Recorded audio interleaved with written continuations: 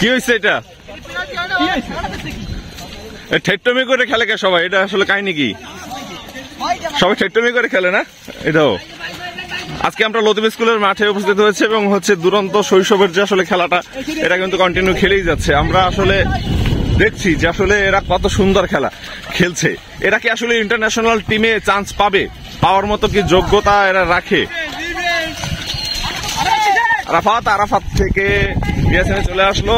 Wow, লম্বা করে বাড়িয়েছিল কিন্তু মাঠে কিন্তু চলে এসছে। আমিও কিন্তু জার্সি পরা আছি, নিচে শর্ট প্যান্টও পরা আছি, কিন্তু আমি কিন্তু খেলছি না এই মুহূর্তে।